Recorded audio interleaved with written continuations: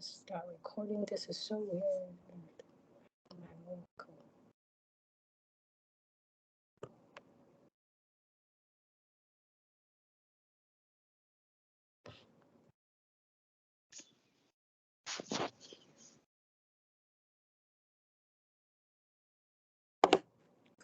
Really understand why I'm hearing. Do you guys have an echo? Thumbs down for no. I don't have an echo. Yeah, thanks.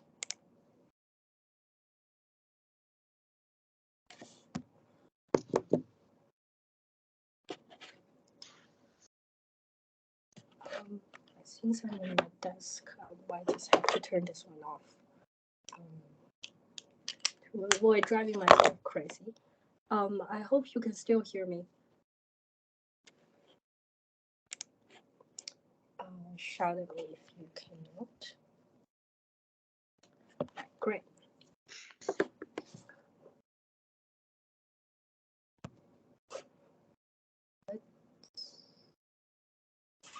Let's get going.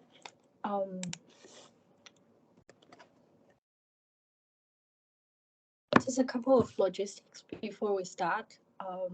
I hope everybody is well. There's lots of cold and flu going on recently. We've heard so many people getting sick, and also tutors getting sick, including myself. So if I make some noise in this lecture, please excuse me. I'm glad we're not in person, that I don't spread. It's confirmed not COVID, but I still don't want to spread cold and flu around in this season. As a lot of you would have seen, exam information is now posted. The timetable was posted last week, and the exam information for this class has also been posted. I expect this to be one of your first exams, so get it done and over with fairly early, like 3rd of June. It's unfortunately it's end of the day for Canberra, so I hope you guys will be sort of awake enough in the evening to do this. For the rest of so basically here's our plans for this week and next week. Today is arguably the last sort of really new content lecture for the semester. On Wednesday we're still gonna have a lecture, but we're going to basically look at what we have learned over the semester. It's sort of the summary lecture. And then next Monday we will have no lecture to give you some time to deal with your end of semester deliverables, including our ones, video assignment. And then next Wednesday, I'm happy to basically do a Q&A. I haven't booked the room, but if there is enough desire, poke me, right? I could do this in person and online. We can talk about the selected questions or some questions in the 2021 exam. As I warned in the exam information, don't overfit to the 2021 exam question, because as it stands in this day and age, we have to write all the questions originally. And then in week 13, basically before the exam, drop-in sessions will be announced. I expect there will be probably 2 sessions each month by 2 tutors for online and in-person audience. So hopefully that's enough support you will get. As usual, we will be active on Piazza. People have been asking and answering lots of good questions. So I hope you continue to do so. So thanks for coming and sticking with us through the last stretch of the semester. So today we're going to talk about sampling, which is really interesting, and it's another whole paradigm of doing inference and by association learning in machine learning. It's not talked about in the current neural network literature, also for good reasons. But also for good reasons, I think we should know, or at least have a cultural exposure to it. So today we are going to talk about the basics of sampling. So that basically is roughly the front part of chapter 11. And then MCMC will be 11.2, and chip sampling will be 11.3. So I would say, in terms of the depths we go through in these sections, um, the first section will be of some detail, and we do expect you to be able to reason about sampling and even carry out a few sampling or calculate results from sampling. So let me see. So, and the MCMC and deep sampling, they are very big topics in itself. So this whole lecture is, I guess there is a lot of depth and breadth to it. You can even argue that if you are in the statistics department, or if you have an in-depth like room to study sampling in depth, this whole lecture can be blown out to a whole course, right? So let's not do that. So the MCMC and deep sampling are mainly at the conceptual level for this time. That doesn't mean it won't be in the exam, but it does mean that if it's in the exam, you will not be super hard, right? You would be expected to know what it is, and there's a fair bit of formalism, like meaning what is a MCMC, good MCMC sampler, what criteria does it need to satisfy? Because if you do take a course or go read a lot of more about it, the first thing you encounter are these terminologies, transition probabilities, and detail balance, and so on. So the role of this lecture is to get those terminology out the way for you, basically to tell you at least once what they mean, so that if you need to use it and encounter it again, you're not scared about it, and it's easier to pick up the rest of it. Let's start from the motivation. So sampling has a long culture as long as mathematics exists, right? So here is a pretty old example. I forget whether Wikipedia told us how old this approach is, but one motivating example is, how do you estimate pi? Oh, that's really hard, right? You could draw a circle on the ground and sort of measure the peripheral, but is that a good way, right? If you draw a circle, you're gonna introduce various errors, right? And then you have measurement errors. So here's one approach called performance needle, which is pretty neat. That's why we're talking about it. So we drop a length needle, denoted in green, on parallel lines distance d apart. Assume d is bigger than c. If the needle falls perpendicular to these lines, then the probability of crossing the line is c over d, as you can see. We assume that the vertical position where the needle lands is uniform. In reality, though, it may not be uniform, right? So in order for it to be uniform, there's a bunch of physics that you need to satisfy. For example, if D is really big and I'm positioning my hand in the middle of D, of course, it's going to land in the middle more likely. In order to do this, your, for example, height of dropping needs to be a lot bigger than D. But that's easier to control, right? And then if the needle falls an arbitrary angle alpha, you're like, the needle never gonna fall exactly perpendicular. Why are we talking about this anyway? So this is the reasoning that will help us reason about this. Then the probability of crossing the line is c times sine alpha. Go back to your trigonometry in middle school. This will come to help. So the projection of the needle in the perpendicular direction is c times sine alpha, and that over d is the probability of the needle actually crosses the line at an angle. So here is another assumption, which is every angle is equally possible. Right. If that's the case, then we can calculate the mean of probability of crossing due to the integral of sine alpha over the space of alpha being 2 over pi, then the probability of crossing actually has a pi in it, right? So we can easily measure C and D, and we can easily tabulate the number of crossings in n experiments.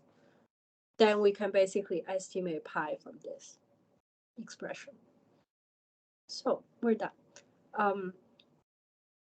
So this is a really neat scheme, right? If we want an irrational number, we work out expression and physical process for doing it.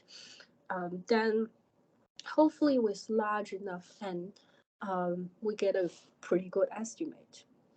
So of course, the questions you ask about a sampling scheme, is it like when n goes to infinity, is it correct? Is the estimate I do like I put correct in quotes, basically, do they converge to true value? And once that's the case, and you can also ask how fast, right? Given our lecture on generalization, you will understand this expression about how fast, as in like, does the variance or error, expected error decrease in the like root of n, root of square of n, log n, or something like that. So we're not going to answer how fast in this lecture. We're just going to look at a few examples about is it correct, because there's no room for us to dive in and exactly answer how fast. So estimating pi is interesting, but it's not exactly SML, right? So let's ask, why do we need sampling in machine learning? Here is an argument about a fundamental operation that's happening a lot, sometimes without us noticing explicitly. Is that so? There are complex distributions, such as posteriors, mixture distribution. So these you can recall, I'm sure, from recent exercises and lectures. And graphical models. Actually, for this year's lecture, we already covered graphical models, so you know exactly what we're talking about. And once you have tried to compute the marginal distribution of graphical models, you know that it can, like, even for a simple, let's say, 5-node model, or was it 5-node or 6-node in your lab exercise, summing up different terms can get quite messy. And in your lab exercise, we'll be mainly asking you to do like discrete distributions. You can imagine if you introduce a number of a few nodes having continuous distributions can get quite complex. And then here's the claim that sometimes we don't notice, and we'll see an example soon. So many machine learning tasks can be stated as estimating expectation of functions under some distribution. Right, so we want the posterior mean and variance at moments. And graphically, what this means, if we have a sort of complex distribution, such as this P of Z, which looks like a mixture model, and we wanted to estimate the expectation of f of z, such as, well, this is some increasing function. It's not quite a variance because that will be convex. So how do we compute f of z under pz? Both of them are kind of nasty. It's doing this integral in closed form is hard, analytically is hard. So numerical solutions come to help. So let's just remind ourselves of one such instance where P of Z is not even complex. So we talked about Bayesian logistic regression in the Laplace approximation and GP2, Gaussian process 2 lecture. The model is really simple. We have logistic regression, which is here. And then we just add a prior to it. Right. And then we wanted to estimate, say, the posterior of a class that's integrating over all wave vectors. One component of that is the posterior distribution of the wave vector given training data, which is Laplace approximated with a Gaussian here. Right. So we could say that if, like, we could, like, if we were to estimate this class posterior with the original unapproximated wave posterior, we can do it. It's even more complex. But even with this Gaussian, what we're looking at is we want to estimate the expectation of the sigmoid function, which itself is a wiggly function a bit weird, with the Gaussian. So integrating this analytically is not that trivial. So how would you estimate this, right? So you basically sample a few wave vectors from this Gaussian, approximated Gaussian posterior. That we know how to do. We know how to sample multivariate Gaussians using Cholesky factorization. Hopefully you just submitted that in your homework. And then we compute the sigmoid values. So if we draw enough samples, so we'll approximate this class posterior sufficiently. So in fact, in that lecture, there was a picture where showing the contour lines of logistic regression decision boundaries are like this, right? Where the separating plane is this straight line. And these are obtained from procedures like this. All right. And this is a form of what we just said, expectation of a function, sigmoid, under a distribution, the Gaussian. So this is one place you will use. Actually, you don't need what we learned today, but what we learned today will allow you to do much more.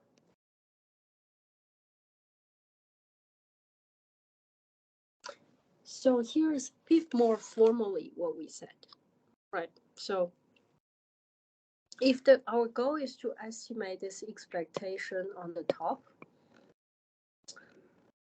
if we can just draw a sample from P of Z,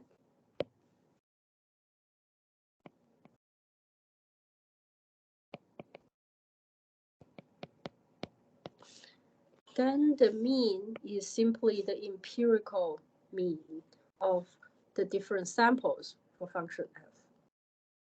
Right. And the variance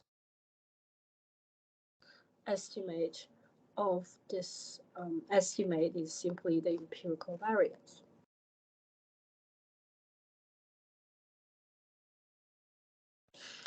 And the condition underlying assumption is here we can draw IID samples from P of Z. As we'll see later on, that's not always easy or guaranteed.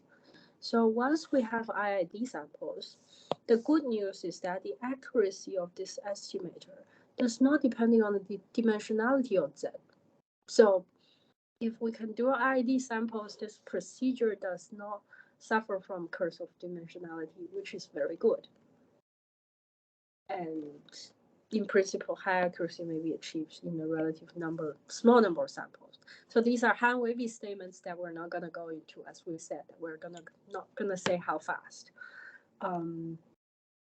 There is the notion of essentially effective number of samples. I think the book briefly mentions, but don't define it. Basically, if we draw IID samples, it's the number of samples. In later schemes, when the samples are no longer IID, we'll see that they are no longer like I draw, say, 100 samples where one is based on the previous one. Then the effective number of samples is no longer than 100. Yeah, the bad is essentially just saying what we said the other way. So when Z of different samples are not independent, then the effective sample size may be much smaller, without actually going into what it is. If you really want to know, ask me on Piazza, and there's like some recipe that's pretty simple to calculate the effective sample size that I'm happy to share. So when we use the phrase the good and bad, and now you expect the ugly. Another possible gotcha in this kind of sampling is it is bad when, for example, the value of f of z is large, but the value of p of z is small, meaning that we will not observe the value of f of z like often. So this is observed rarely. Vice versa. So when the value of P of Z is large, but when F of Z is small, this area can also be bad. Depending on where 0 is, right? So basically, because P of Z is large here, we'll have many samples. But to the extent that these samples contribute to the expectation, which is the end result we want, is kind of very limited. So that's kind of bad. And the result of this is we might just need more samples to achieve sufficient accuracy.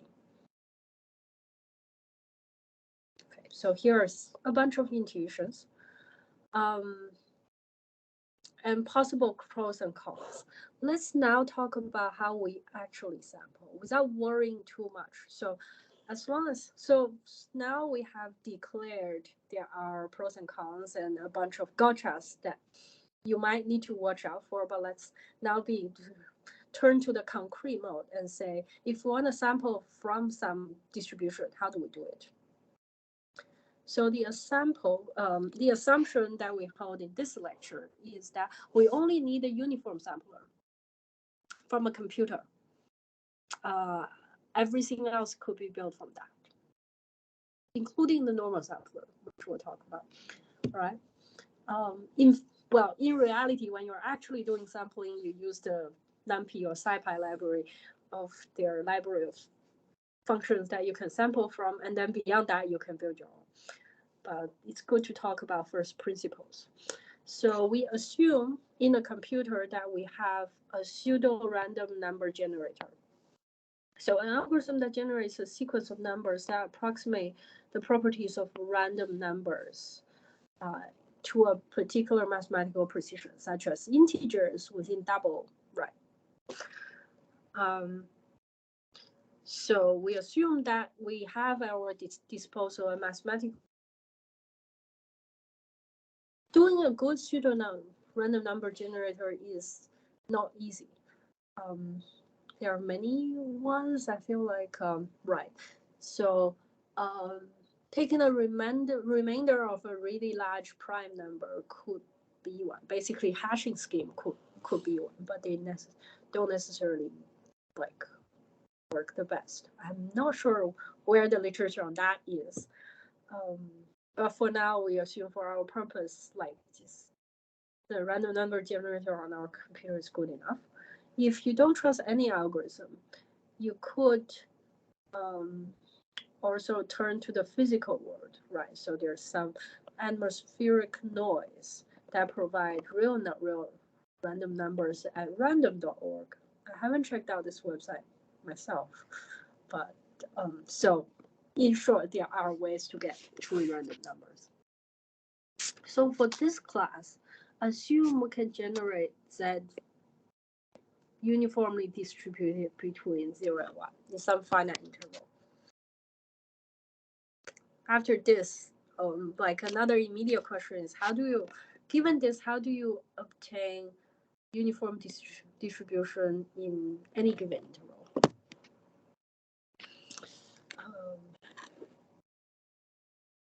Do anyone care to answer this one? Just to make sure that we're awake.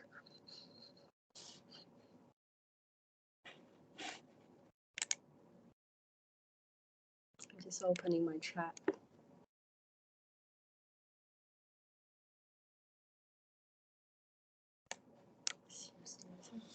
Question or message there. Still loading. That's slow. Yep. Okay, Vikram asked, oh, right, what does crossing the line mean?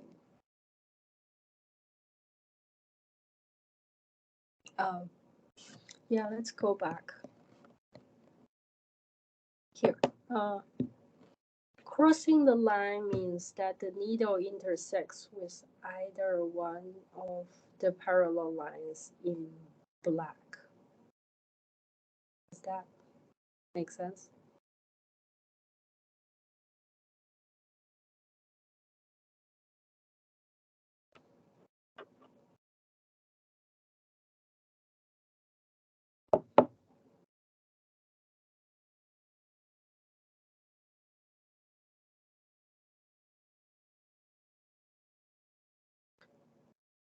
like in the perpendicular case, there is, right. So if I imagine vertically shifting this needle, there is basically d minus c of distance that it can move without actually crossing.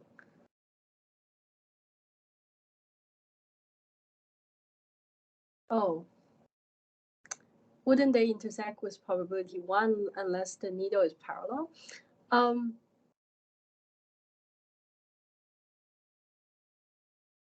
So, oh yeah, as in physical intersect. Yes, yes, these are lines of finite length. Yeah, we can't extend the needle to both ends. I hope that's clear enough. Great. And yes, Qinyu just posted the answer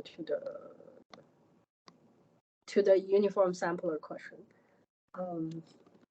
And now we're going to do this a bit formally. Right. Wait. Oh yes, this is the slide.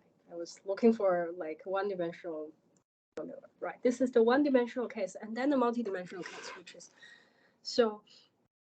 Here's the recipe for generating any other like one-dimensional distribution. So generate a random number in 0, 1, and then use the inverse CDF trick, basically.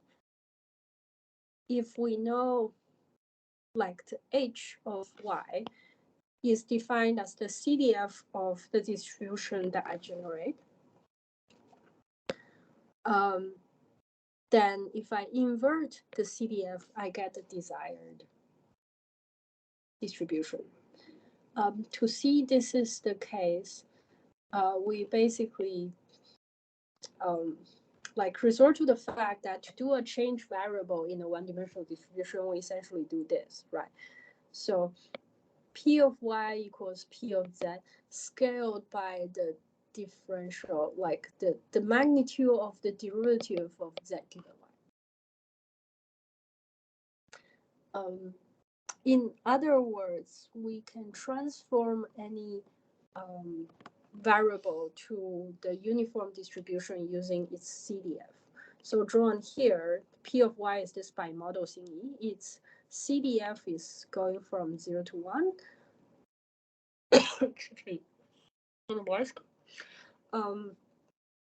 We know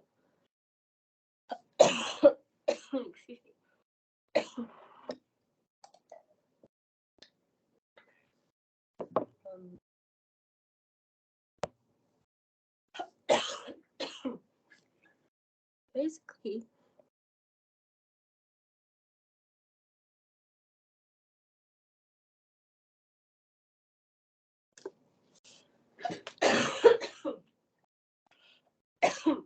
yeah, sorry, I can't easily turn off my microphone on the iPad without messing up with the screen. So we know that for a uniform sampler, we land up on the CDF, or basically for uniform distribution, the CDF is a straight line. And the probability of lined up on any small interval delta is the same. And then using h of y to map it back to y, this will actually be dz dy, or the other way around. Correct me if I'm wrong. So this is the rationale for the transform. And then what happens in multivariate cases? So it's in fact roughly the same. So Z are still IID uniform variables. But this transformation term is now the determinant of the Jacobian matrix between Z and Y. So this is an M by M matrix with the ij's element, basically partial of Z. I partial of yj.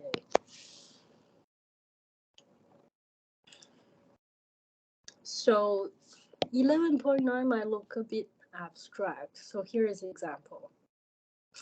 We said we're going to be able to build most, like except the uniform, any other sampler from scratch. And here's how we do with an exponential distribution. So let's apply the inverse CDF recipe.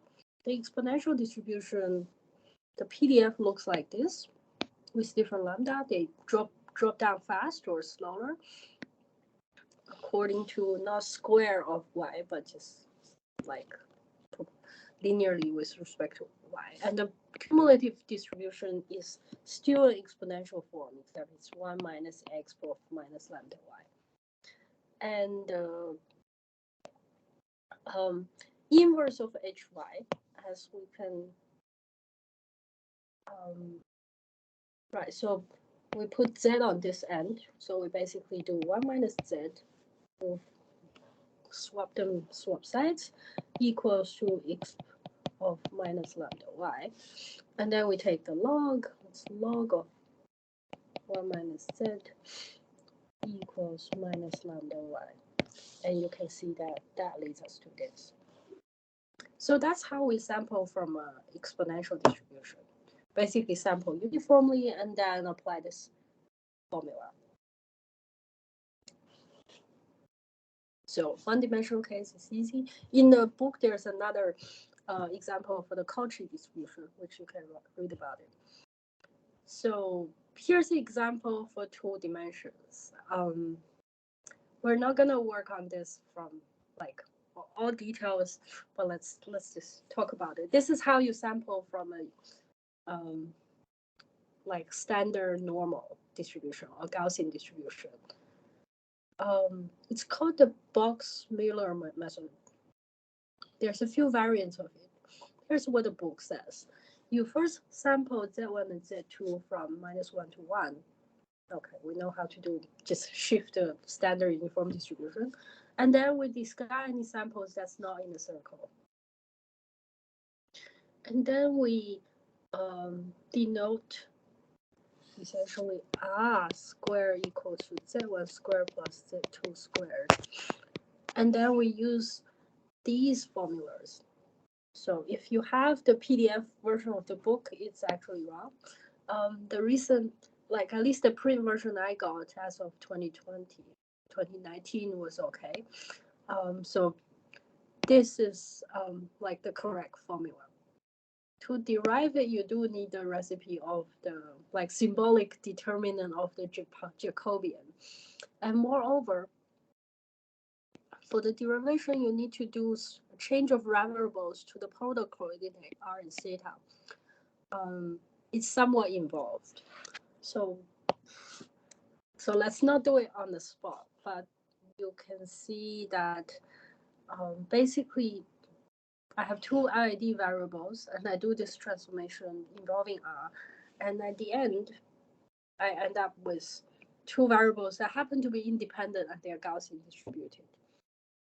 If you look online though, another version that I've verified that it's simpler to derive is you can essentially uniformly sample R, basically the radius, in 0 and 1, and then uniformly sample theta between 0 and 2 pi, or just sample theta between 0 and 1, and then use 2 pi to scale it. So that derivation is not that hard, and it's sort of the intermediate step of it. So it turns out we don't need to actually sample from the square and discard stuff outside the square. Anyway, so both variants are called the Box-Miller method for generate standard normal. Now you know how your like normal distribution sampler in NumPy are built, which is nice. So then you say, what if I can't easily invert a like the CDF of a distribution, which is often a strange object itself, right? So the first trick we talk about is called rejection sampling. It's very intuitive. It says if I have this weird distribution that has two bumps, and I don't know how to sample from it, I basically upper bound it with another distribution. And then sample this blue distribution and basically only keep samples that falls within this Y area. You will say, wait, there's a bunch of problems with this. Yes, there is. Let's be a little bit formal. So we assume sampling from P of Z is difficult, but we can evaluate P of Z. We can, as long as we can evaluate P of Z given Z. And we're also allowed that the normalization constant Z of P can be unknown. Already learned graphical models, we know why this assumption is kind of important. And then assumption 2 is we can draw samples from a simpler distribution, Q of Z. So that sort of a version of Q of Z upper bounds P of Z, right? So because, okay, so it's impossible to have like greater or equal to P of Z for all Z, right? Because Q of Z and P of Z are both distributions, they normalize, they integrate to 1. So therefore, it's the role of the constant K. Excuse me.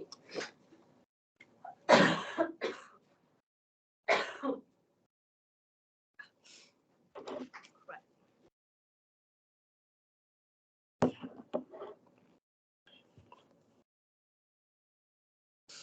So let's walk through this method again procedurally. Right. So we generate a random number Z0 from Q of Z. Let's say here, right? And then we generate a number of the U, like a uniform random number from uniform distribution of 0 to K times Q of Z. And as we said, we can evaluate P tilde of Z, Z0. So if U greater than P of Z0, which means that if the second random number falls in this area, then reject. Otherwise, accept. Basically, now that we have sampled a value under the blue distribution, then we essentially sliced this whole area into this line. And whenever, like, we then draw a random sample to decide whether whether this random number falls into this Y area on this line. And that will make our acceptance probability proportional to the Y areas overall, right? So what it states is that we accept or reject the pair Z0 and U0. The claim is that the remaining pairs have uniform distribution under the curve P tilde of Z. And the Z values should be distributed according to P of Z, up to like the normalizing constant, which don't matter. So this procedure seems simple enough, right? Just do two kind of random sampling. One is from the proposal distribution. The other one is a uniform sampler to decide whether we keep the sample or not. And one thing to note is that if we look in this area, so Q of Z should have heavier tails than P of Z. Or at least they should have. basically Q of Z should not decay faster than P of Z. Otherwise, the restriction that Q of K times Q of Z is always larger than P of Z is not going to hold.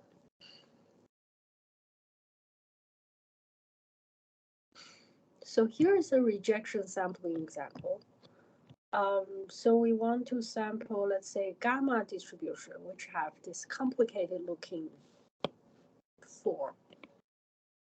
You're like, okay, so Z of polynomial, okay, that's not that we can deal with, right? And times exponential that we can deal with. And then there's a gamma function, which is complicated looking. Turns out that we can have a Cauchy distribution that upper bounds it, right? So there is an exponential term here, and the Cauchy distribution is only decaying according to, say, square root of the variable. So that seems doable.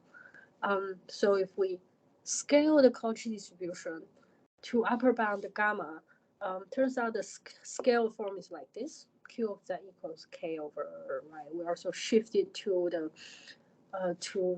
for the two distribution to have the same mode. And then the inverse CDF of the Cauchy distribution is this one. Right. In the previous section, we used Z to denote the uniform sampler, but in here, we use U to denote the uniform random variable, and the Z is the Cauchy distribution of random variable. And then we perform the rejection procedure described in the last page. Right. So hopefully that's sort of intuitive enough.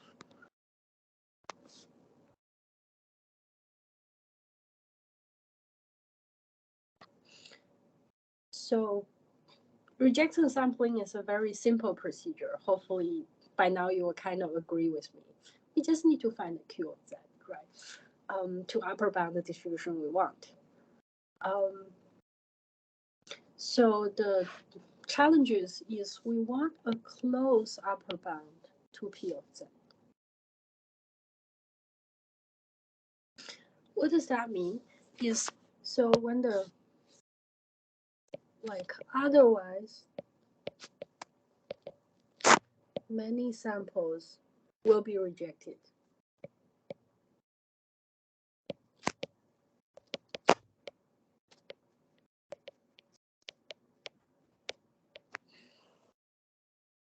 Meaning we want, so any sample of Z comma U that lands in the gray area is wasted. So if, for example, why were we aligning the modes of the Cauchy and the gamma distribution? That's to avoid wasting samples, right? So if we can minimize the area, minimize the, so minimize like area in green.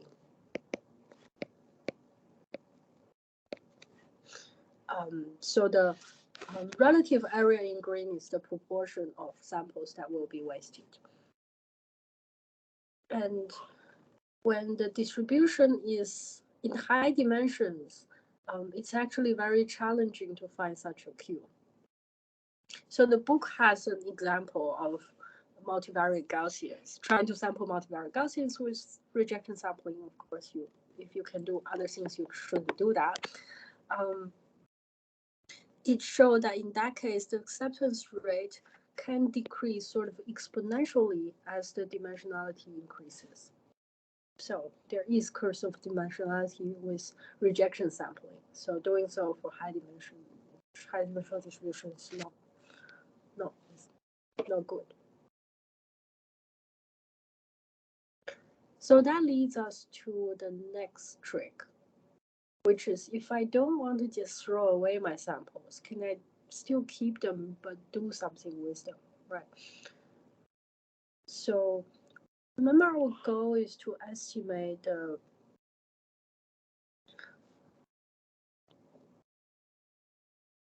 to estimate the expectation of function f.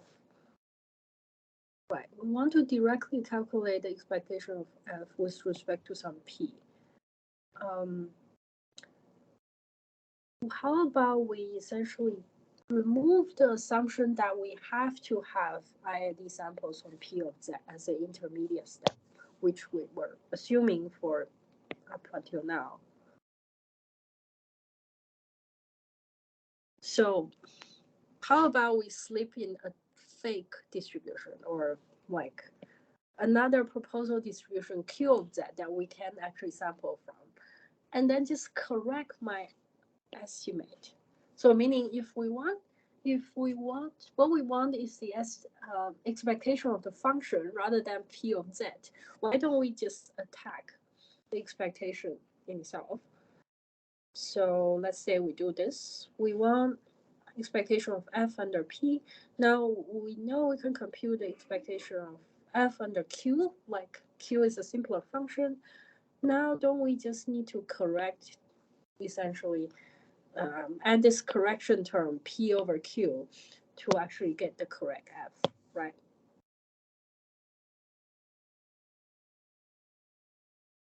So this correction term P over Q at the sample points Z is called the importance weight. And moreover, you notice that like RL can be greater than 1, right? So that seems nice. We no longer need to find the Q that upper bounds P. So we can use all samples. And also, like, yeah, if P is a bit bigger, that's also fine. This is right. So,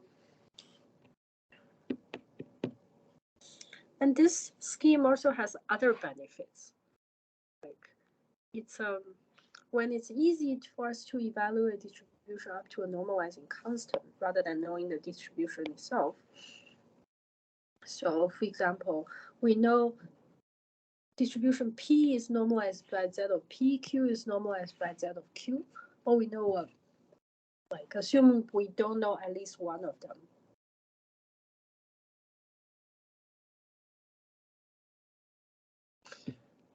Qingyu will get to that in after this, I think.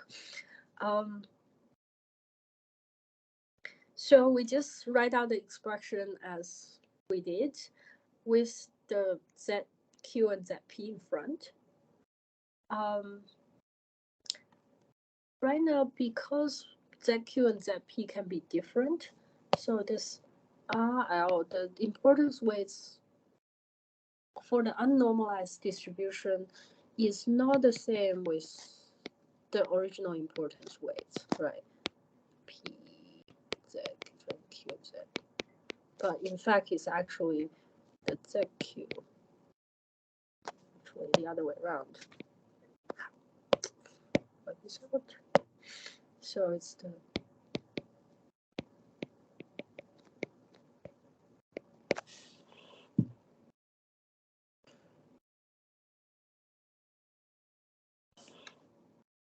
okay, actually I got it wrong. It's the other way around. So it's the P ZQ.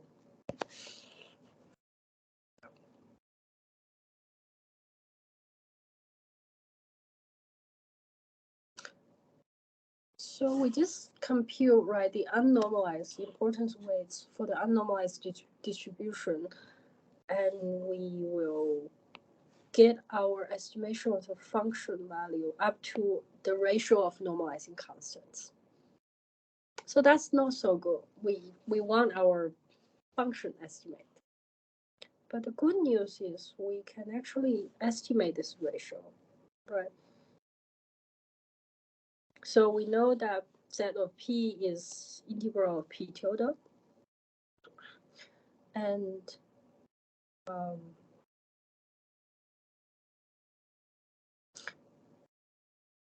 Z of Q is integration of P tilde, Q tilde. Then using the same samples, right? So the ratio of the normalizing constant is actually the average of importance weights, the unnormalized importance weights. So average.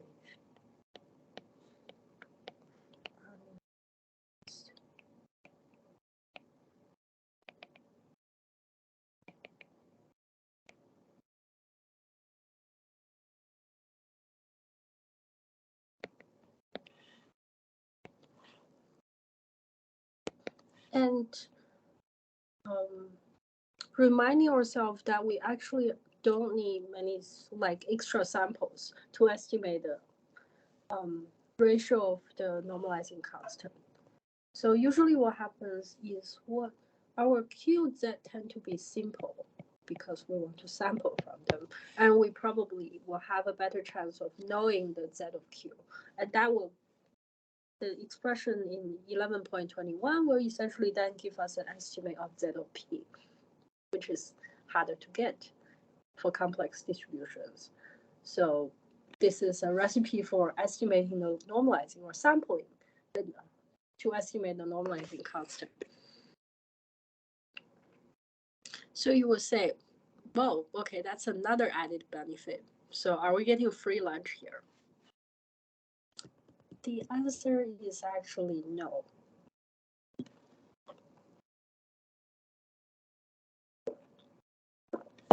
There is no free lunch in like mathematics. If we are gaining something, we're probably paying something else as a price. There are, I think, things to be gained in changing the way of thinking, though, such as like, oh, we don't need IID samples from P anymore. So to recap, what we said is that importance weights are correct the bias introduced by sampling from QZ instead of the true distribution. The success depending on how well QZ approximates P of Z. That's intuitively speaking, or not being too precise. If P of Z is positive, then we must have Q of Z being positive, meaning support of P of Z, or actually let me write it the other way around. Q of Z is a superset of the support meaning regions in Rn where the distribution PDF is not zero or is greater than zero. P of Z. So this is very important.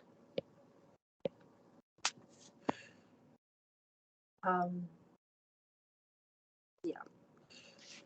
So now back to Qingyu's question on the chat, which is how could we make sure K times Q of Z is greater or equal to P tilde Z?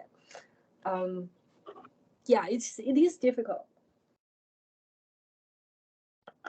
As I see, there are basically two things in practice that you really need to verify. The first one is what we wrote here.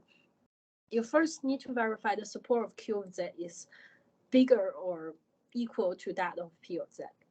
If that's not even the case, then forget about it, right? If Q of Z is a support limit distribution, but P of Z is on the real line, then no, your rejection sampling could not be correct, nor importance sampling. The second one is what we wrote a few slides ago, that Q of Z has heavier tail than P of Z. That's to reason what happens in positive and negative infinity if it applies. Because it might be easier for us to see the regions around the mode because we can see them and we want to reason about them. But when that goes to infinity, sometimes like Q of Z sort of dies out faster, slower first. You want to make sure when Z is really big, it still dies out slower. Because the constant factor K is obviously not gonna rescue us from the case where Q of Z decays fast when Z goes to infinity. And the constant is a fixed constant that we know, right? I hope that answers your question. So back to importance sampling. So the support constraint is shared. In importance sampling, you might say, oh, whether Q of Z dies out faster or must die out slower doesn't seem to matter so much. In fact, it does. And we're not going to be able to do a full treatment of this, but basically, if Q of Z is not very similar to P of Z, we might get bad results and we don't know about that. So that's even worse than rejection sampling. So rejection sampling, when we don't have the sample, we just know that, oh, my sample in certain areas tend to get rejected a lot, and I'm not getting samples. But for the samples I get, I can they are guaranteed to be IID. For important sampling, it's no longer the case. So here's the bit about in the book. Right. So it says, so there are severe problems if none of the samples falls into the region where P times F is large. The apparent variances of the importance weights may be small, even though the estimate of the expectation may be severely wrong. So that looks bad, right? So the major drawback of importance sampling method is the potential to produce results that are arbitrarily wrong. And then we don't know about it with no diagnostic indication. You're just looking at the importance weights, but that doesn't give us an indication of whether it's actually like far from the truth or close to the true expectation. So the basic requirement of Q of Z is that it should not be small or zero in regions where P of Z might be significant. That's sort of an informal way of stating it. Also says that if the Q of Z dies a lot faster than P of Z, that doesn't seem to be a good idea either.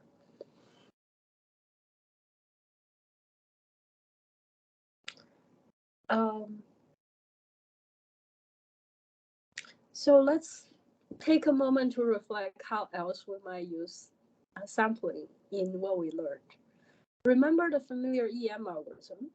A lot of people tend to like that in this class, which we're glad to hear, because it is a quite powerful algorithm and clean likelihood, like cleans the theoretical and also empirical framework. Despite it doesn't have like optimality guarantees, it's still neat.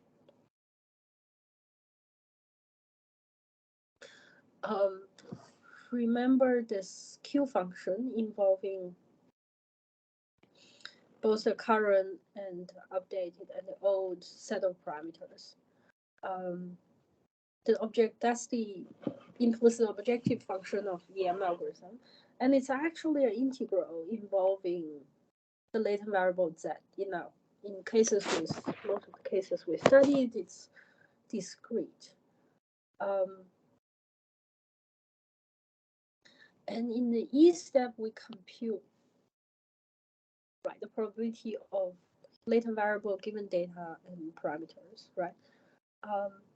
So this is like our P of Z, and this is our F of Z. Right? This F of Z is log of this complete data likelihood, which is a somewhat complicated object. So we can actually, and we can compute P of Z for simple distributions, right? This posterior of latent variables. So in order to compute the Q function, we can actually just sample this.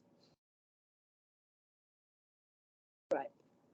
And once we sample Z of, this will give us Z superscript L. We have L samples of it. And then the Q function is basically approximated by the empirical sum. And then the M step is as usual, right?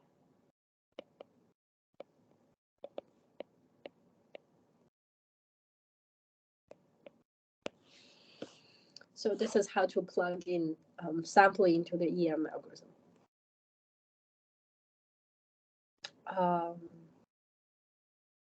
well, we can also be Bayesian in EM, but let's not go there today.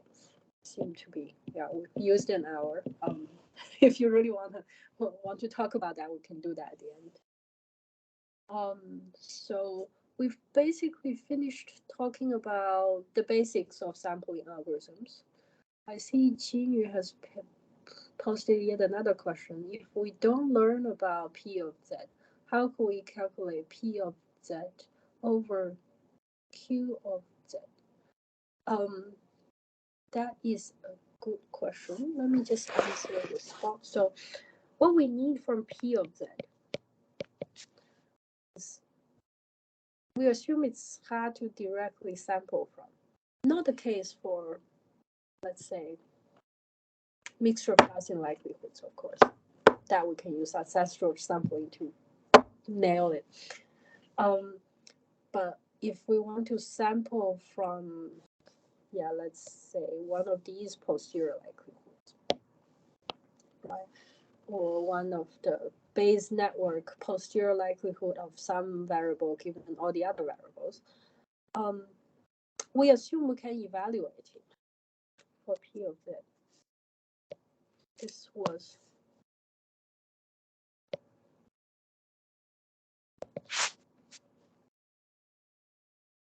can evaluate P of Z for any given Z.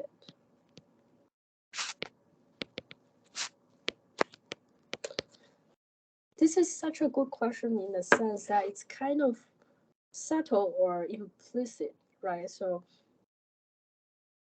because when we think about P of Z, we will, like, the book also draws a curve. And we implicitly assume that we know what the curve looks like and we can, given the Z value, look it up. In reality, it's not necessarily the case. Once we have the analytical form, of course we can evaluate it. But when we don't even have the analytical form, it's not so clear. For P of Z, here we assume we can evaluate it, but we cannot sample from it. And sample from it is a different operation than evaluating. I think I'm just gonna sort of leave it there for this statement. So basically, here we assume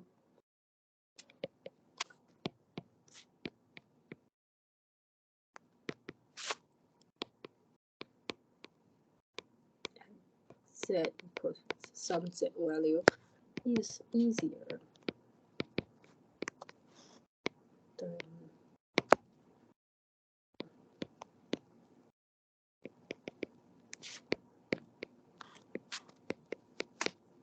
sampling from this distribution. So one intuitive sort of explanation for this argument is, let's imagine a one-dimensional P of Z, right? So this sampling operation, this involves inverse CDF.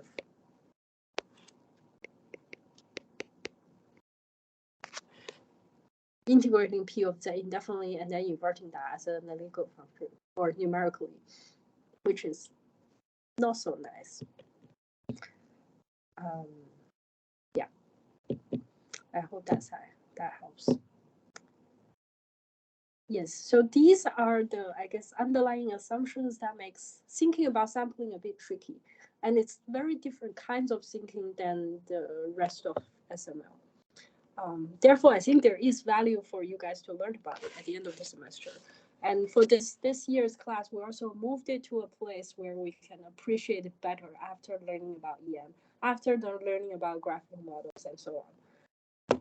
And also we added a lot of Gaussian process where you really need sampling to make stuff work. So it's a bit, right, it's a pity that we don't have extra time to sort of give you an in-depth drill to really make use sampling and use approximate inference, which we didn't even cover, and everything to sort of compare different inference schemes side by side, let's say for graphical models, for Gaussian process and so on. That can be left for a research project if someone wants to do it. Okay, let's now switch gears to say,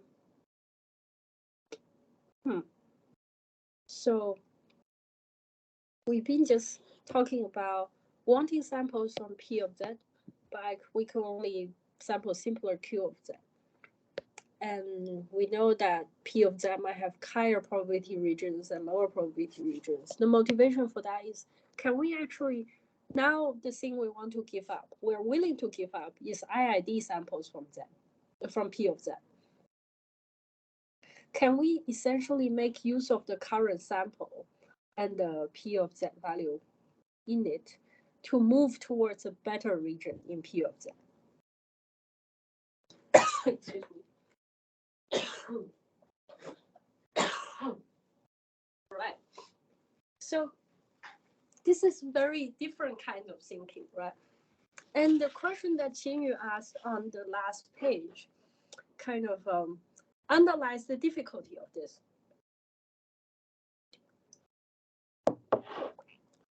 Which is, there is this probability landscape. Let's draw it in 1D. Right, this is called P of Z.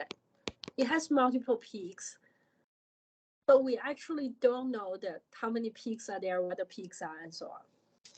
Like this landscape is unobserved. The only operation we have available to us is to evaluate P of Z. Generate sample here and get back the value of P of Z. And then generate a sample in some other place and then get back the value of the P of Z at that place. We also don't know how far we kind of know how far we moved, but we don't know more than that. Right. So this is exactly what Markov chain Monte Carlo is trying to do. Right. Let's say, right. So here we're making a different trade-off. Our goal, like our intermediate goal, is now still sample from P of Z, right? Keeping in mind we want to estimate this by sampling from P of Z. Now we generate a sequence of Z using what's called a Markov chain. We'll define this in a little bit. We generate a new sample Z star using a conditional probability right now called Q. Anyway, Q in this lecture are some surrogate distribution conditioned on the previous sample. So we give up that the Z's are ID, fine. And now we can accept or reject the sample. We already saw accepting and rejecting in rejection sampling. Now let's use that as a weapon again. The new sample according to this criteria. Right. So we'll talk about the criteria in a little bit. So basically, this thing is slightly strange. Let's say the L+1 sample is the new value Z star if accepted, and it's a copy of the previous value if it's rejected. Meaning if there is a position that's really good and it's hard to move to anywhere better than that position, like that sample is essentially repeated in our like estimate, which looks like it's a strange thing to do, right? So for maths that we will not cover today, basically for appropriate proposal and corresponding acceptance criteria, even if we do this semi-strange thing about keeping multiple copies of previous samples, as L goes to infinity, the Z of L approaches an independent sample of P of Z. Okay, that sounds good. So we're going to cover two main variants that are called Metropolis algorithm and Metropolis Hastings. Right, these are people's names. So the simplest first. So the Metropolis algorithm for Markov chain Monte Carlo is to choose a symmetric proposal distribution where how do I say? Mainly, so again, so assume I have a underlying P of Z, something like this. P of Z, which is unobserved landscape, and then I have ZA and ZB. So the symmetric distribution is, remember this conditional probability Q is the probability of moving from Z, right, so probability of moving to ZA given that I'm now in ZB is this arrow, and the top arrow is the other way, right? And now the interesting happens. What's the probability of accepting the new sample? It is essentially the ratio of the unnormalized probability. Well, they'll have the same normalizing constant anyway. So it's the ratio of the probability at ZA and versus that at ZB. And then this minimum on the outside basically ensures that this acceptance value is a true probability. Basically, when the ratio, so when P of Z star, right, is greater than P of Z R. So this section is a bit confused with respect to superscripting. So let's say we use R for superscript the R's, then accept. Right, so this ratio will be greater than 1, then the minimum of 1, and this will be 1. So the probability of 1 is almost always accept, right? And then when P tilde of Z star is less than P tilde of Z superscript R, then accept with not 0. Then you don't reject the new sample, but you accept it with a smaller probability. Right?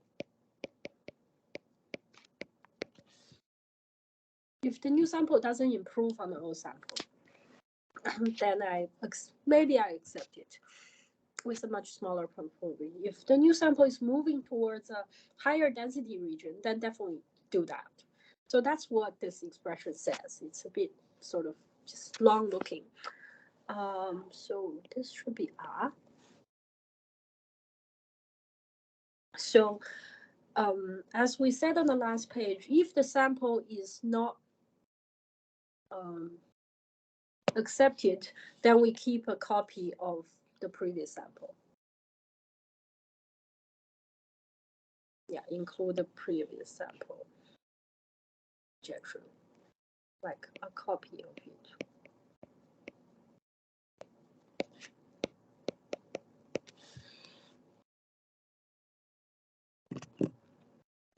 All right. So this might intuitively sounds like a good idea, right? So if we can only sort of query this unknown probability landscape with sample values, then if we're improving, then move there. If I'm not improving, then maybe move there. And if we decided to not move, then we keep a copy of the current sample. So here's an illustration for two-dimensional Gaussians.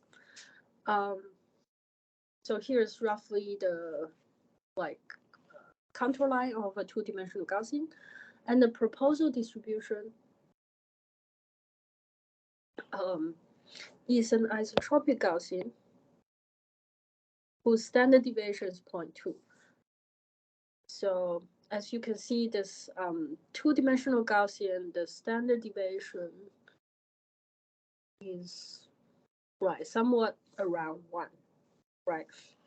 In each of the dimensions. Furthermore, the two dimensions are correlated, right? So the length of this ellipsis is probably square root of 2 or something close to that.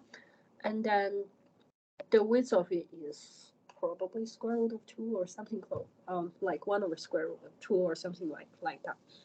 So the proposal distribution is quite small compared to that. As you can see, okay, I'm not drawing right. So the proposal is a smaller ball-like Gaussian that you essentially move according to this isotropic ball on this elongated Gaussian landscape, hoping to sample from it. And the steps that are accepted are in green. So this is how the sampler jumps, right? So if I start, you can actually probably figure out when this process started from the green line. Anyway, because maybe not, right? So you can see it jumps here and maybe jumps here, and the red lines are sort of rejected because when it doesn't improve, it rejects the sample. So basically, we know that the points inside this ellipsis has higher probability than points outside. So the points outside, so the lines that cross the boundary of the ellipsis tend to get rejected. And there are also lines that goes from the center of this contour to the border of the contour also tend to get rejected. When that happens, multiple copies of these green dots are kept. And sometimes, but it does jump outside the contour though. So it does jump outside the contour, gets rejected by, like, doesn't want to go further lower, and then jumps back into the contour line. Right. So as you can see in this case, like amount of 150 candidate samples, and then about a third are rejected. All right. So this is how MCMC works, basically.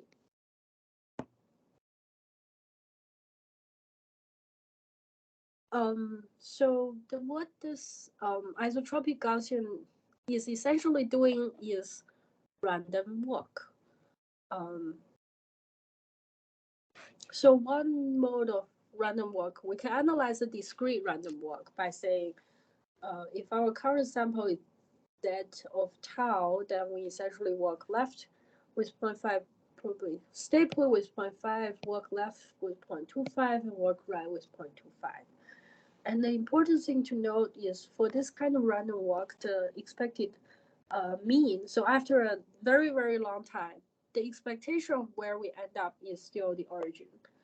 But the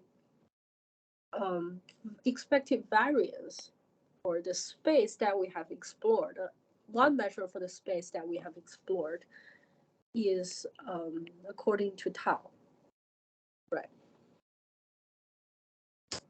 Because this is the variance, on average, the distance traveled, basically the furthest distance traveled is proportional to the square root of tau. So that means if we draw tau samples, then we have, like, we're exploring the space, the rate of square root of tau. So that's quite inefficient. So one design goal of MCMC is to try and sort of explore the space faster than square root of tau. Again, I'm not going to be able to tell you what these schemes are, but this is one way to think about how good an MCMC sampler is.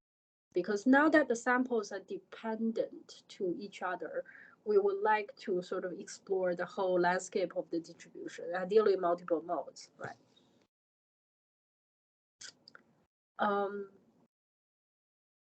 So let's talk about Markov chain a bit. This is the part where I say, oh, here's a bunch of formality to really allow us to think about the correctness and efficiency of Markov chains.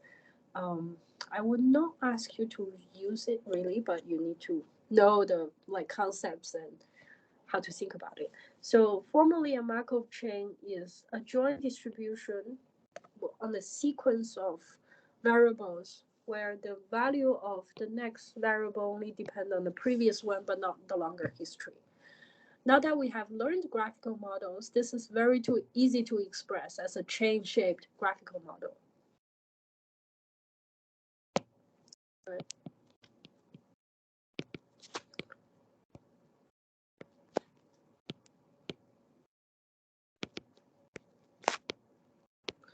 It's both MRF and like BaseNet. And the marginal probability of a thing of the next sample is basically what's called this conditional probability, transition probability, times the marginal probability of the previous sample with the previous sample marginalized out. So this is, in the language of graphical models, this is one of the iteration steps to compute the forward message. Right. So hopefully this is familiar enough from about 2 weeks ago, graphical models. Now, let's use this to explain why MCMC works. Here's a whole bunch of new terms. We'll go through them relatively quickly. If it's not clear, shoot me a question. So Markov chain is called homogeneous if the transition probabilities are the same for all of them. Right. So basically, we can drop the drop the superscript m, and it's just transition probability from z to the next z. Right. A distribution is invariant or stationary with respect to a Markov chain if each step leaves the distribution invariant. What does that mean for Markov chain is the distribution P star of Z for them, like the new distribution is equal to the old distribution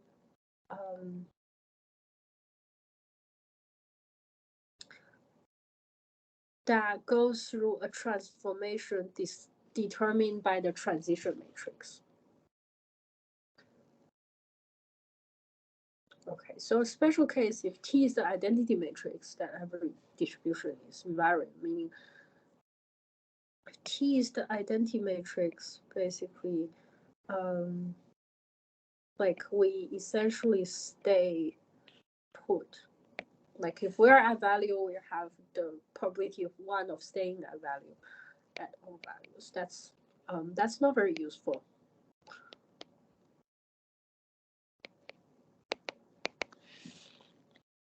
Also notice that this T notation is a bit different from, right, so between this P, transition probability, and the T, note that the, note Z of M and M plus 1 are swapped. The transition matrix notation in this book is a bit sort of unusual in that sense. Just remember that the T thing here is not a conditional probability. It is going from the first variable to the second variable rather than the other way around. All right. So here is another new term.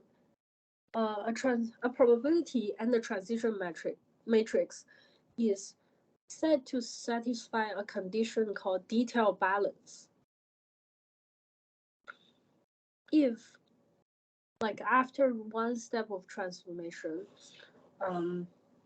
it remains intact, essentially.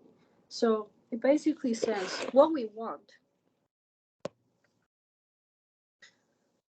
So we want essentially,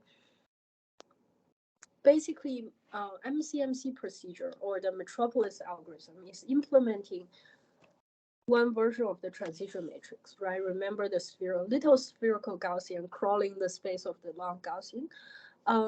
So it's implementing one version of the transition. So we want the probability distribution to be invariant under the transformation of, let's say, the isotropic Gaussian, because we want to say that if the previous sample satisfies or is distributed according to P of Z, which is what we want, then after crawling, the crawling operation, it's still distributed according to P of Z. Then our goal is actually met. That will actually mean that the Metropolis algorithm is correct for a suitable T of Z. So in order to have this, we show that a sufficient condition, if I have like essentially for all Z, this 11.40 holds, right?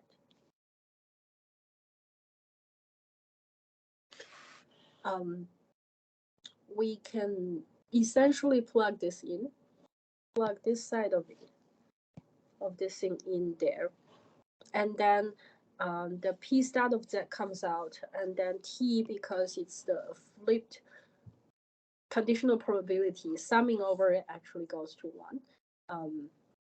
Therefore, like 11.40 will lead to 11.39. So therefore, it's a sufficient condition. So 11.39 basically shows, well, under this transition kernel, the integration needs to be invariant. And now we are always saying that every value of Z is invariant. So this detailed balance criteria is quite a strong one. And then another equivalent terminology for that is when detailed balance is satisfied, the Markov chain is called reversible. So this is, I think maybe this terminology is easier to understand. We can see that by saying a Markov chain is reversible when we basically multiply P of Z times the transition probability conditioned on Z, right? So the first variable is actually being conditioned on. That's the essentially P of Z prime, right? Meaning that the probability of going from Z to Z prime is the probability is the same as going from Z prime to Z, right? So this is going from Z to Z prime, roughly speaking. And then this probability from going to Z prime to Z, they need to be equal. So therefore, the Markov chain is called reversible. And a Markov chain is called ergodic if it converges to the invariant distribution, irrespective of the choice of the initial distribution. The invariant distribution is then called equilibrium. So basically, if we repeat 1.39 for many steps, okay, repeat many steps, we want to like P star of Z essentially converge to the P of Z that we initially set out to sample. So that's what, like, we need this particular sort of set of terminology.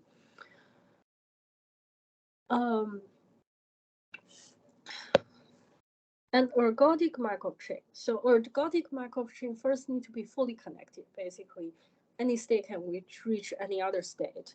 It can only have one equilibrium state. So we can show this by contradiction. If it has two equilibrium states, one of them must not be an equilibrium state by applying 11.39. So, like, what do we do? So we choose the transition probability T so that it satisfies detailed balance of the goal distribution. Then we should have a correct sampling algorithm. I know this slide and the previous slide were both quite involved with lots of new concepts, but at the end, we want to essentially choose a transition probability that sort of leads to this unique equilibrium, which is correct. Again, this just addresses that the equilibrium is correct. It doesn't addresses how fast. So as we said, what's implied but not said. So in here, crawling around a big longish Gaussian using a small ball like Gaussian is actually correct, but it's not fast. That's what's implied. It's not fast because of this random walk behavior. Yeah, it's correct because this ball like Gaussian is actually symmetric in all dimensions. All right. So here is an improved version of the metropolis algorithm. So the sales or the goal here is to avoid rejection.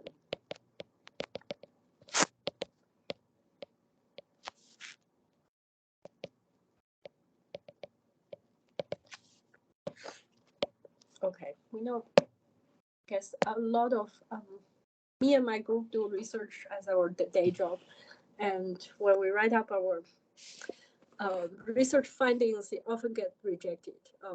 When it's not good enough, the reviewer didn't understand, and so on. So in sampling, we also want to avoid rejection because that wastes samples. And furthermore, it allows us to generalize the metropolis algorithm to non-symmetric proposal distributions Q. So here's how it works. We still draw a sample Z star from the conditional distribution Q. And now we accept with the probability instead of P over P of Z star over P tilde. So in the vanilla metropolis, we require, remember a few slides ago, we require Q of Z of tau given Z star equal to Q of K Z star given Z of tau. Right, now that's no longer a requirement, but we stick the ratio of the two into the same sort of acceptance probability expression. So the choice, we need to choose a good probability proposal distribution Q. The common choice is a Gaussian centered on the current state. Right, the trade-off here is small variance. Right, it's high acceptance rate but slow walk. So the schema here is similar to what we said. So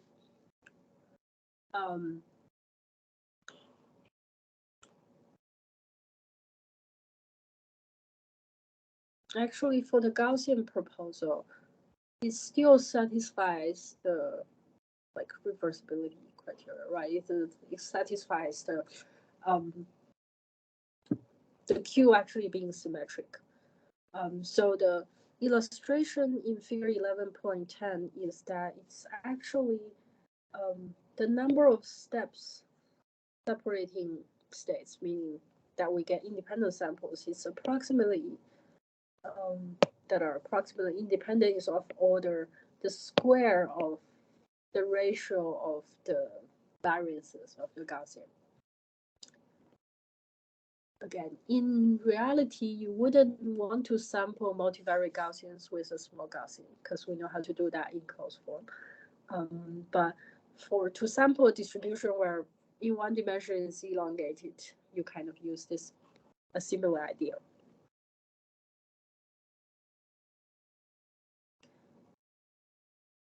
So the claim is that metropolis Hastings is working, or it leads to the correct distribution. The transition probability now it's no longer one step the Q. It's that's why we also why we need a new notation T rather than just sticking to Q. The conditional probability is we now it's a T equals to Q times A. And we want to prove that P of Z is the invariant and the detailed if the detail balance holds. So we can use the symmetric property of the min operator inside of A and expand on both sides. So I won't walk through every step of that. Leave this for you to appreciate afterwards. So here's the intuition of metropolis Hastings for a mixture of Gaussians. As you can see, this problem is set up so that the two modes are quite far apart. And if we do random walk, then we might get stuck in one mode. But we essentially could have proposal be a mixture between random walk and mode jumping. Right? So if we only use a single mode Gaussian, it's just random walk. Now we can basically try to have a proposal distribution that itself is a mixture distribution, a random walk plus a big jump.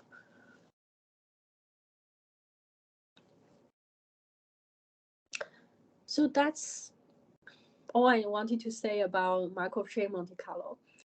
I know there's a lot, but the general idea is to generate, I think this picture helps, generate dependent samples that cover different regions of the original probability distribution that we don't know what the landscape looks like. Right? I'll leave it at that. And the last thing I want to say, which is also a cultural exposure, is Gibbs sampling. Basically, what we have been looking at here are all mostly low dimensional or unidimensional distributions, right? So this is one dimensional distribution. That picture here is a two-dimensional distribution where we're staring at the contour line. So what happens at the high dimensions? As we said, rejection sampling don't quite work in high dimensions. Can we actually sample in high dimensions in a dependent way so that it actually works? So that trick is called Gibbs sampling. Again, itself is sort of a big topic, worth more than half a class. And you can imagine doing this for like graphical models, which is quite useful, right? So if our goal is to sample from a joint distribution P of Z, let's say, according to a big complex graphical model, what we do is we sample one variable from the distribution conditioned on all the other variables. We learned about how to compute marginals and conditionals in graphical models. Now we can put them to use. Example, if we have a 3-node graphical model, at step tau we sample, assume we start from some samples of each. And then for the next step, we first sample Z1 conditioned on the two O values.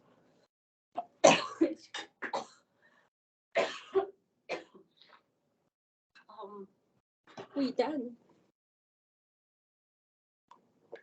sample Z2 conditioned on the new value of Z1 and the old value of Z3. And then we essentially go through each variable in a round-robin fashion.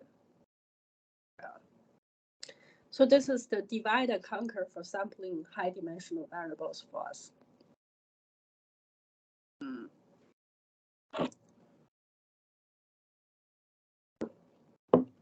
So the claim is that Gibbs sampling is a metropolis Hastings sampling, in which each step is actually accepted by using Bayes' rule to plug things in.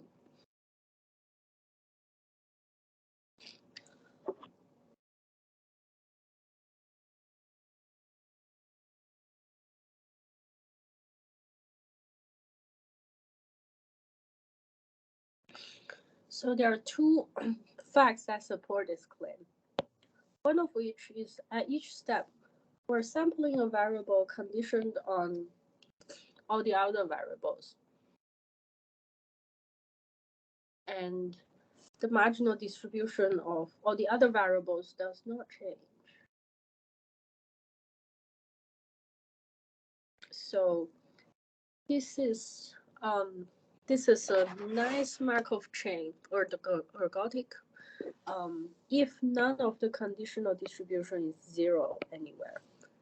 So if we are using this scheme to estimate a Bayes network or Markov random field, we know that zeros in the giant probability table are bad. Try and avoid them by adding really small constants to smooth them out.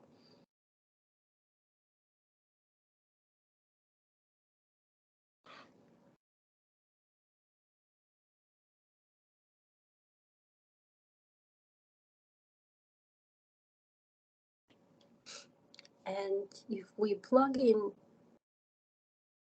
basically if our current sample is Z of k, and we want to get a Z of k star, we basically plug in the expression into the metropolis Hastings acceptance probability, we get 1. So back to sampling two-dimensional Gaussians.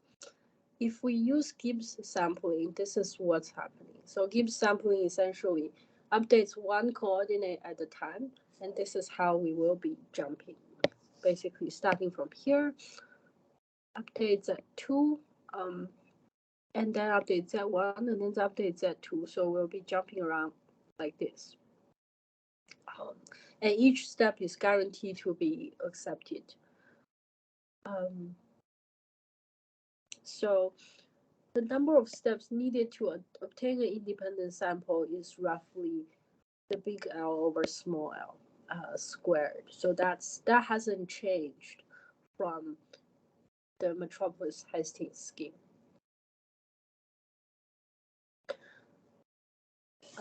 And what does that mean, right? In practice.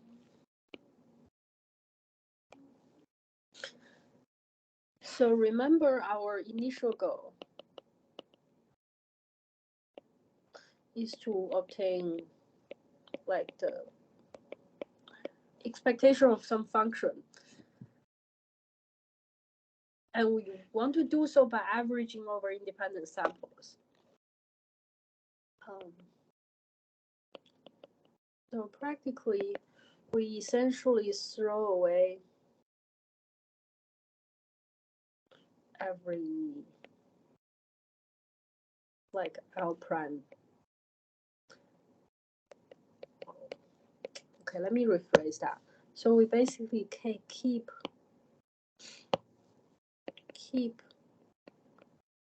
one sample out of every L prime samples, where L prime is sort of determined, is related to this order of L, big L over little L squared. This holds for Gibbs sampling, holds for Metropolis-Hastings and other general MCMC algorithms.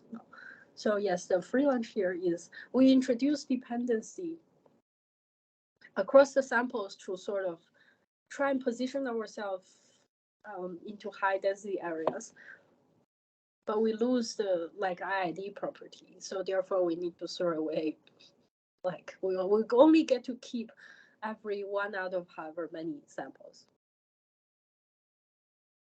The good news is that these operations are usually quite fast. So for Gibbs sampling in graphical models, we know that computing marginals and conditionals itself are not particularly fast, but we only need to do it once and then keep the probability table. So that's what we have said, what we're going to say today. We talked to you about why we need sampling. It's a sort of a very different way of thinking. Machine learning. And we covered the basic sampling algorithm in some depths. I wouldn't say a lot of depths. We basically told you how to do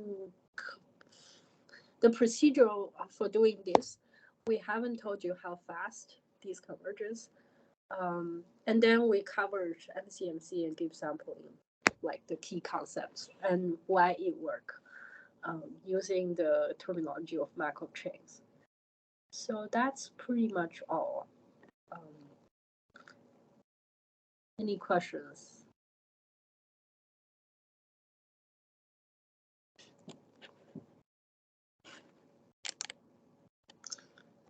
I know the second half is very fast. If you want me to go back and explain something, I'm more than happy. Otherwise, we could also just leave you guys to digest all of that.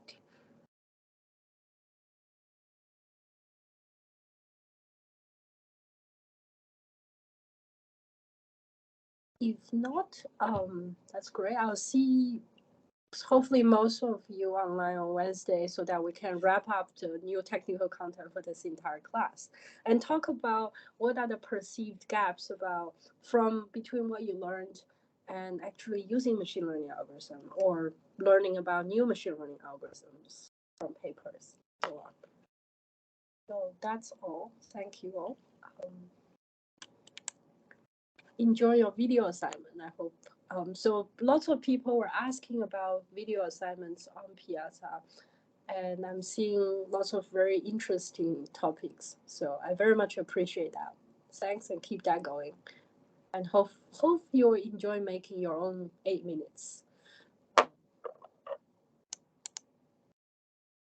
Stop recording.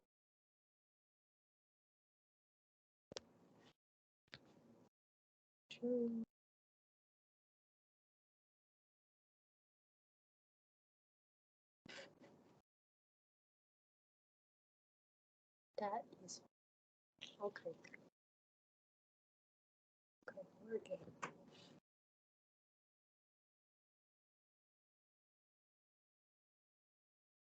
And see you on Wednesday.